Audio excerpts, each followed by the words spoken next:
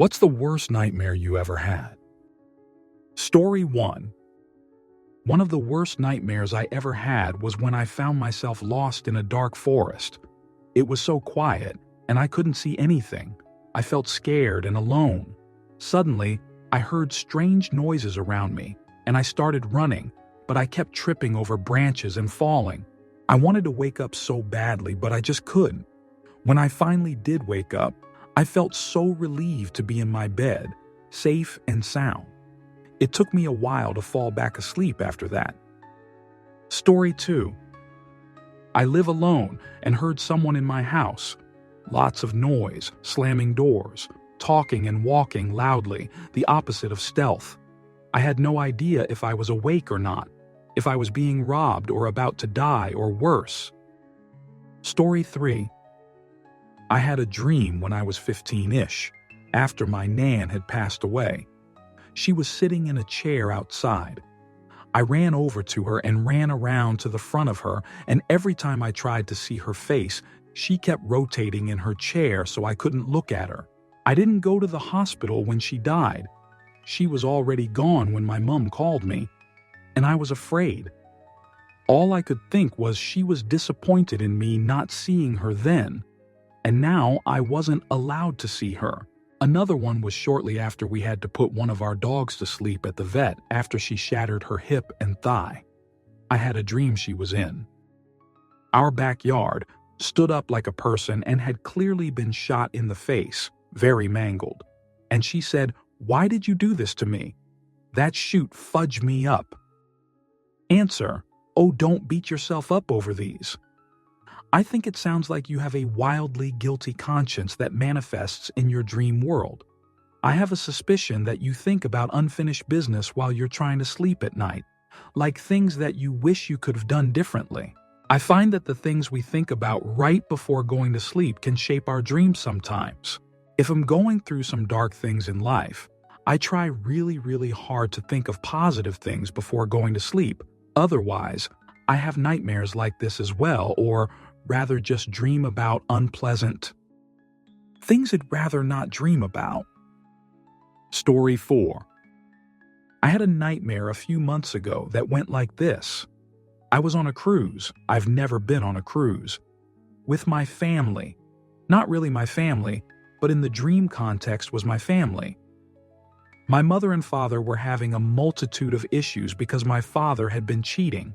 This led to me and my sister being all over the cruise ship, trying to soothe emotions. Then a worldwide phenomenon occurred wherein any openable object, i.e. door, chest, pocket watch, cabinet, became a portal to an infinite warehouse of people's personal fears and greatest horrors.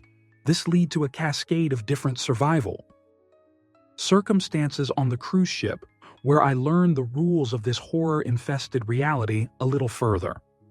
1. Depending on the size of the opening, it will restrict the size of the horror that manifests.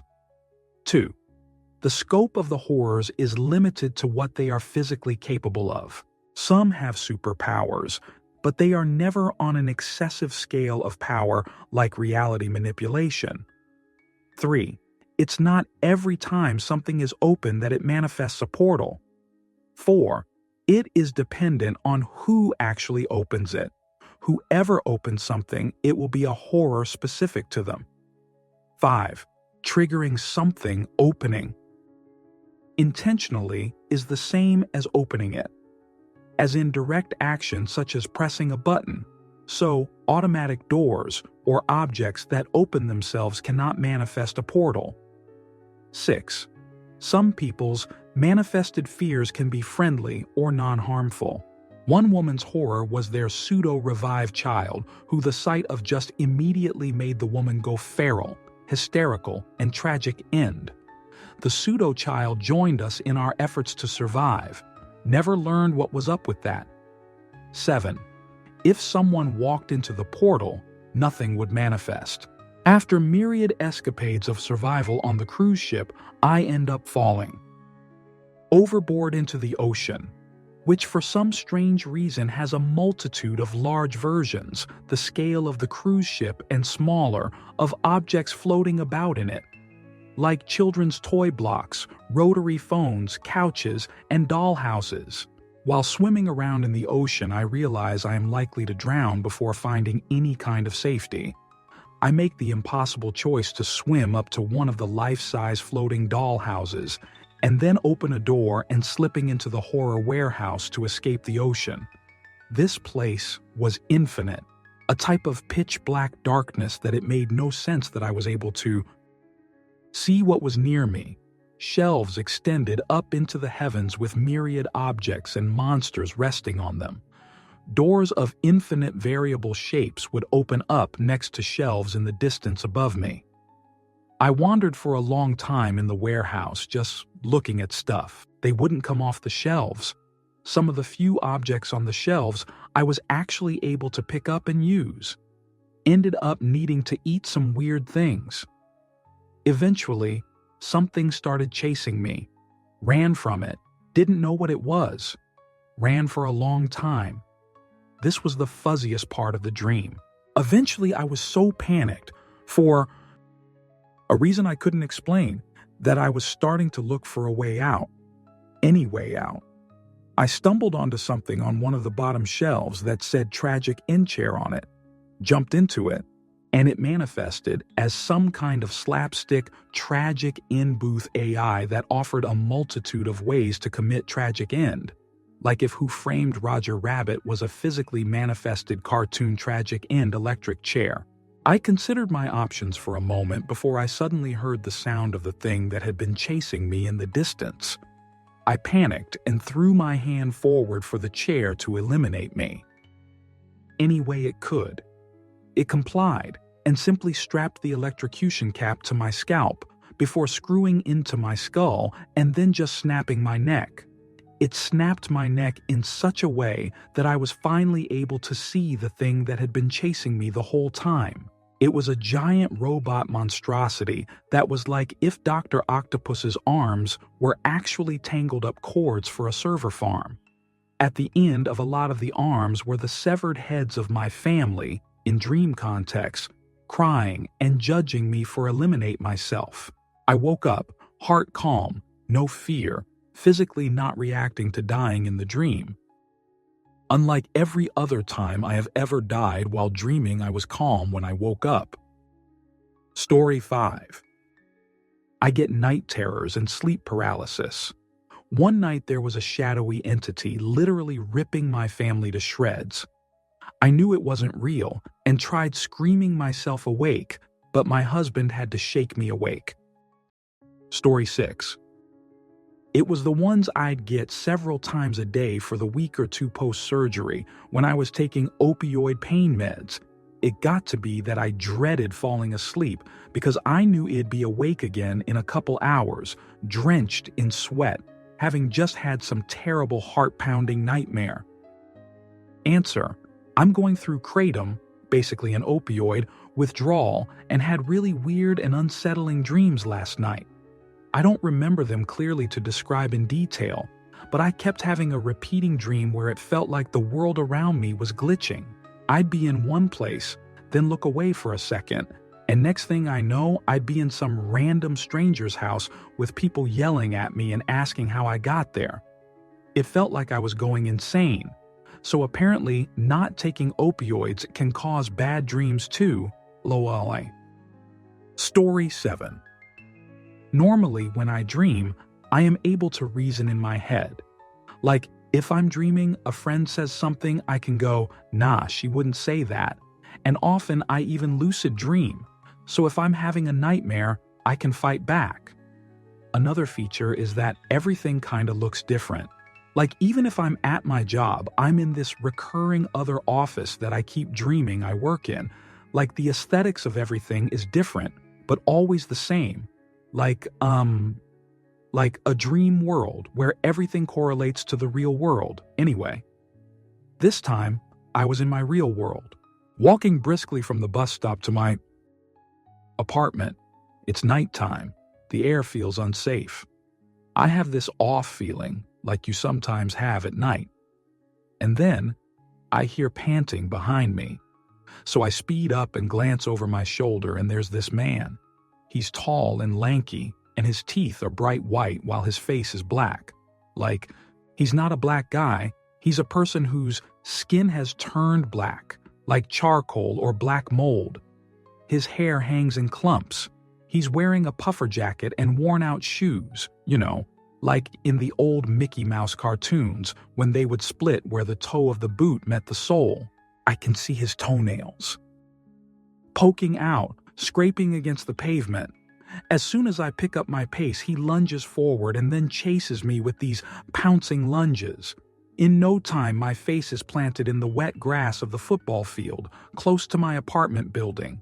When I turn my head, I can see my window glowing this soothing orange. Then he's on me. He flips me over with his foot and pulls me up by the hair. At this point, I realize I'm having a nightmare. Normally, I'm able to regain some power when that happens. Or worst case, I can decide to drop dead, which switches the dream off. But I have nothing. It's like he's seeping into my lungs and he holds me tight. I can feel my scalp peeling from the bone, and he stares me down, eyes wide and mouth in this massive grin.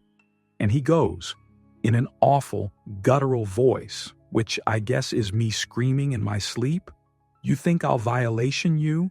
Eliminate you? No, I will do worse than you could ever imagine. You will never be rid of me." And then I wake up, so scared I'm crying. I scurry to turn on my bedside lamp and then wrap my duvet around my body and stay up until sunrise. I've never dreamed of him again that I'm aware of, and this was back in 2014. But lately, my boyfriend has told me that I scream a lot in my sleep and seem to be having nightmares. I never even remember him waking me up, though. It's just this big void. Story 8. The first time I had COVID, I quarantined myself in our guest bedroom. During this time, I was in and out of consciousness so much the line between them got real blurry. In the middle of that fugue state, I had a dream where we were displaced due to a natural disaster, and the family we were with were secretly part of some Christian fundamentalist cult. While I was busy trying to clean up after the disaster, the family co-opted my youngest, 13 at the time, and married her off to one of their older 17 boys. I stumbled upon the ceremony just as my clearly unhappy daughter and her new husband climbed onto a plane to go to their new home. Everyone was so happy and wouldn't listen to me or tell me where they were going.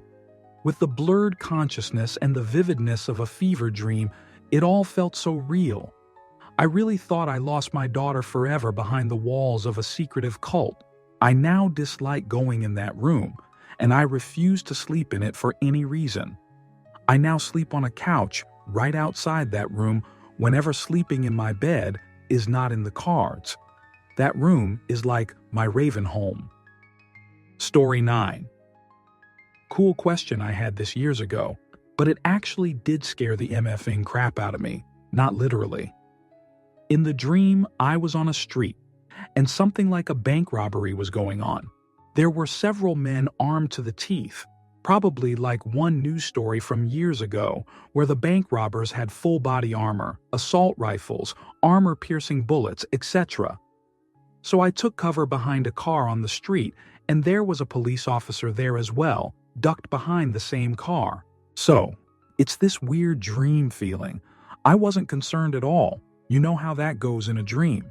Then, the police officer peeks up to take a look. I'm looking out from the other side of the car, outside of the car, on the sidewalk. And the officer gets shot in the head, very dead.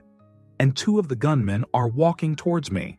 At that moment, it went from this surreal feeling of basically excitement and wanting to watch what is happening, to utter terror and the certainty that they were going to walk around the car and assassinate me. The adrenaline kick was extreme. I felt like I was being electrocuted. It really did. It felt like lightning hit my spine. It did wake me up, as I think I leapt about 10 feet in the air on top of my bed from a dead sleep. But darn, That feeling of utter helplessness, that there was nothing I could do at all.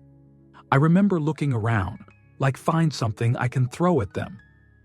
LOL, there was nothing, not even a stone. In hindsight, I could probably have crawled over to the dead police officer and got his gun or something, but you know how weird a dream can be? It was like he wasn't there anymore. Story 10.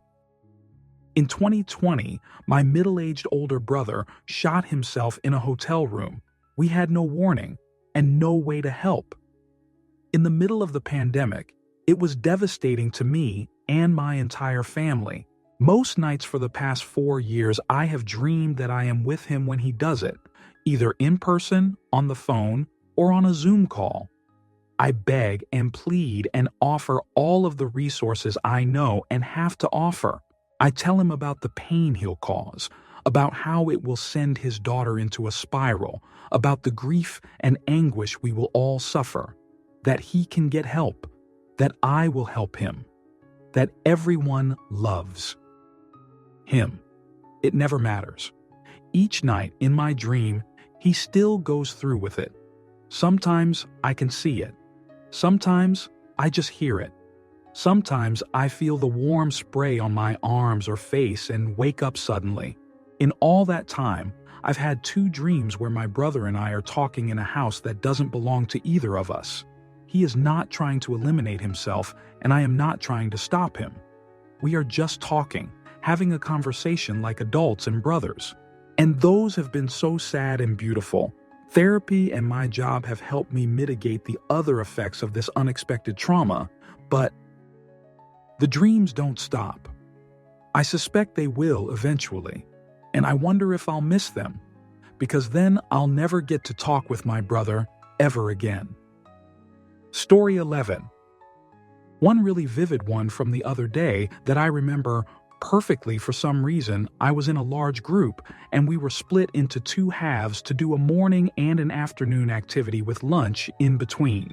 My group's morning activity was a theme park water park with loads of cool rides, including a lazy river roller coaster with a large waterfall at the end. Supposedly, the afternoon activity was going to be a military VR experience that was meant to be grueling. We had lunch and met the other group, who had done that in the morning, although I didn't speak to anyone in that group. So the other activity remained a mystery to me. I was then taken aside to be shown a disclaimer for the activity and how gruesome it would be. They showed me the bodies and faces of people who were dying had died in the simulation, along with people getting chopped in half and lacerated before being guided to the start through some changing rooms. The activity had randomly turned into a maze, similar to the one from Goblet of Fire. We had to now get to the center and defeat a boss. I started late, and apparently everybody was already in there. I walked a few steps in and was going to turn left, but decided to look back and walk out for a moment. Suddenly, a wolf appears in front of me with a message. "A hound of hell prevents you from leaving." I begrudgingly go to the left, which leads to a huge hell room. There are a bunch of people from the other group drinking, saying that they didn't want to go in any further and were waiting for lunch. Somehow, I didn't tell them that we'd all already had lunch. After that, I was on my own and could find nobody. I nearly got eliminated by a giant blade monster while exploring the first hell room, and then made my way through some heavy doors to the next room, rooms 2 to 5. Were full of unpleasant imagery and dead bodies, but no real challenge, although each felt terrifying.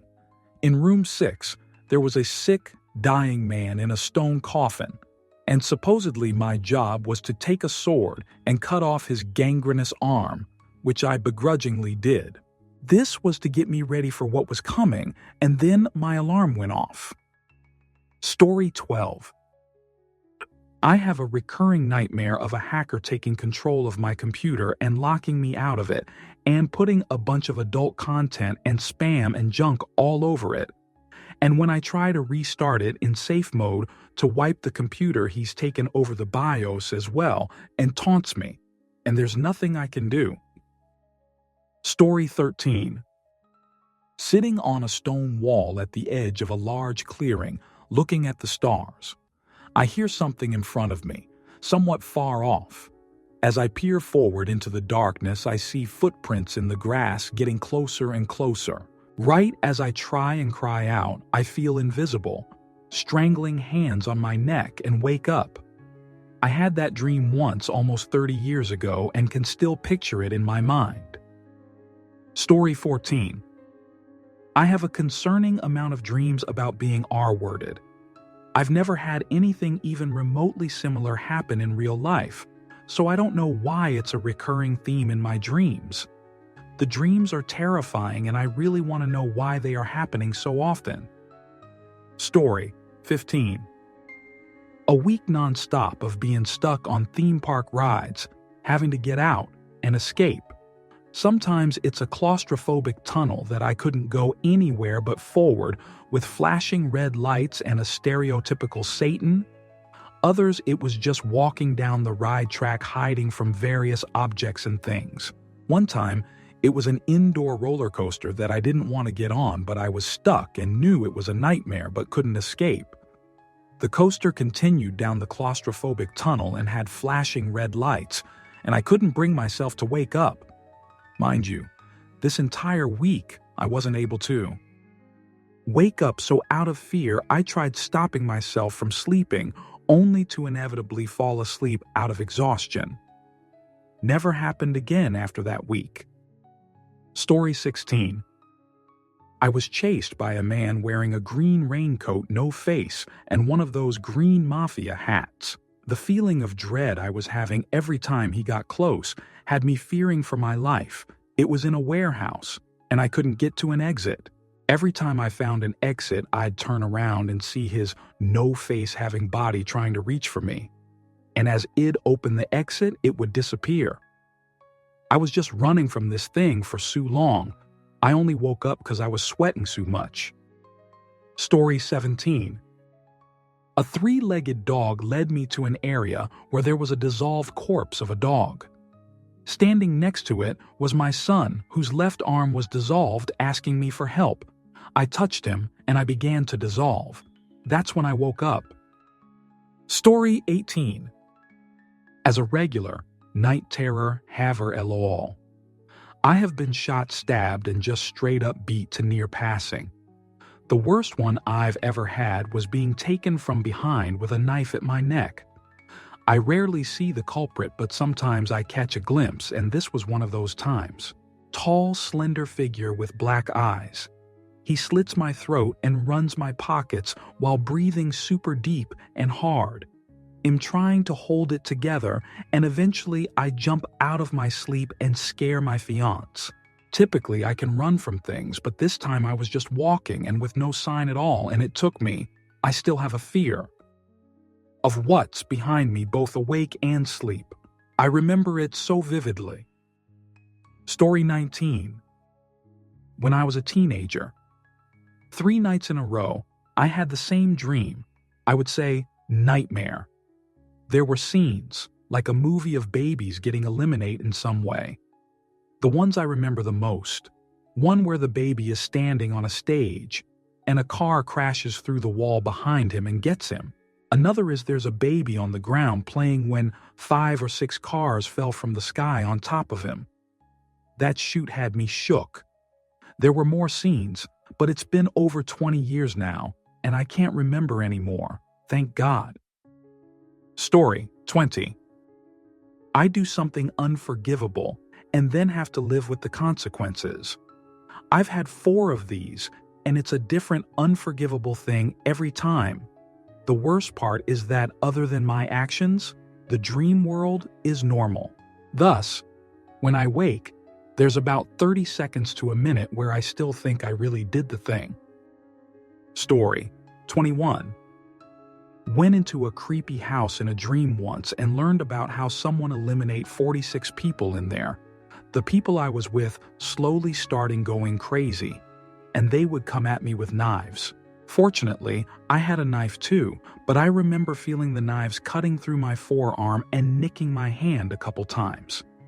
After defending myself, I had to continue defending myself against the other individuals as well, all with knives, and after defending myself against like 3 people, I just remember having been stabbed and sliced in numerous spots while feeling so tired, just wanting to sleep. Story 22. It was pitch black, but every now and then it would flash, and you could see a pale girl in dirty white clothes with jet black hair. Her eyelids were sewn open, her mouth was sewn shut, and the underside of her wrists were sewn to the back of her ankles behind her back. I just felt a presence that I can only describe as evil, and I couldn't wake myself up, no matter much I tried. When I finally did awake, I didn't sleep for almost 2 days after, as I was terrified about it happening again. I later learned about night terrors, and am hoping that's what that was. Story 23. I had a crazy adventure nightmare that was pretty fun, until my dog slipped on a narrow path lining the inside of a volcano. I caught its paws, but then it slipped through its own skin, so I was left holding a deflated balloon of what was my dog. Good times. Story 24. Recurring nightmare. I'm walking out of Walgreens and my hands are full. I walk up to my green Pontiac Sunbird that I actually owned years ago. An attractive man walks up and offers to hold my shopping bags to help me get in the car. As I'm fumbling for my keys, he shoots me in the neck and runs off with my purse and my Walgreens stuff. That's the end of the nightmare. Story 25. I was in my room but distorted in my dream. I don't know why, but I feel asleep on my bed with the lights on. I woke up in my dream still on my bed, but the lights off. I saw a dark figure with faintly purple glowing eyes start to creep up to me. I tried moving but couldn't. I realized that I was dreaming of sleep paralysis, so I tried wiggling my toes. The second I did, the room started swirling and morphed into my own real room in the weirdest way possible. I thought it was over, but the figure was still there. It got closer, and eventually, it faded away. I didn't fall asleep again that night.